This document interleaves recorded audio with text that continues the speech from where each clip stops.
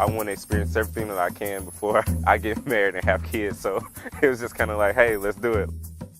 I'm interested in doing overseas development, and I thought that having experiences in developing countries would be really beneficial.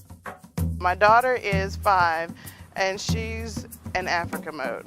We got a book, we're looking over pictures of Africa, we're studying Ghana together, so it's something that I can actually pass down to my children.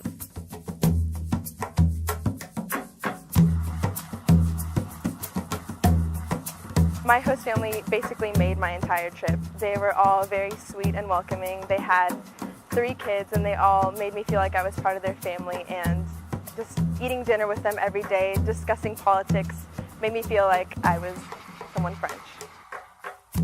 That was probably my favorite day that I had in South Africa. We got to just spend some time with the kids there, and they showed us around their school and showed us the really, really neat things they were doing.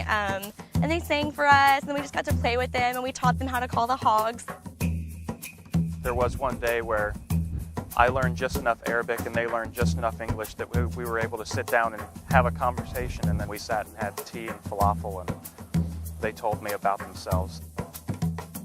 We waited a few hours to see the Dalai Lama, and we hadn't had anything to eat, and then right after that we were supposed to meet with the Oracle. And we went in there, and the first thing he said to us is, "You guys look like you need tea and food." And it was just like, wow, you're definitely an oracle.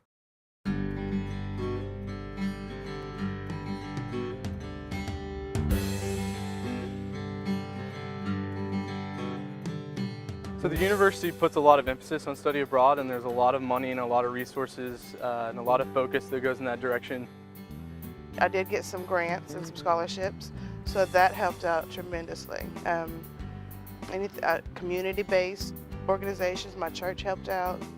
After long searches and nights of writing essays, I received the Imhoff Scholarship, which is a scholarship for industrial engineers, and I received the Gilman Scholarship, which is a scholarship for minorities who want to study abroad.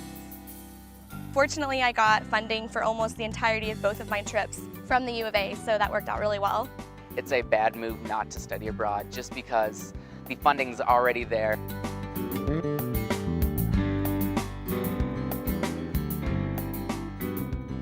I grew in just various different ways. I grew in just learning about my culture as well as the Argentine culture.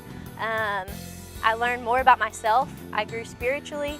I grew just in being bold and learning how to step out of my comfort zone, whether that is in language or making new friends or just living with a family that I didn't know.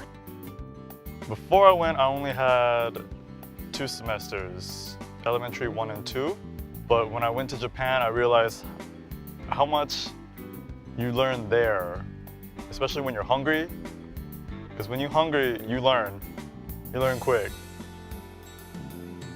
Really, it gave me experiences as far as learning the language that a classroom couldn't offer, because not only was I taking courses there in Spanish, but as soon as I was done with class, I was still practicing the language.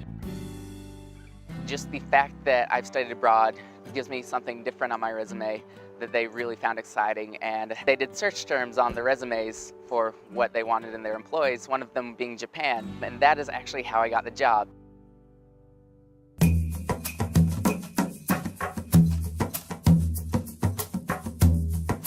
I've heard all these stories, everyone comes back and they're transformed and that, but I want to do it myself and I want to experience that. I think that like I said, being immersed in the culture is something that is going to be completely gratifying for my future. And so my friends who had always intended to study abroad, and then we just graduated a week ago and they had never done it, really regret it. And those of us who did it only regret that we didn't do it more. Study abroad. Voyager en France. 皆さん、日本に行きましょう。Samaya Sentley. Just do it.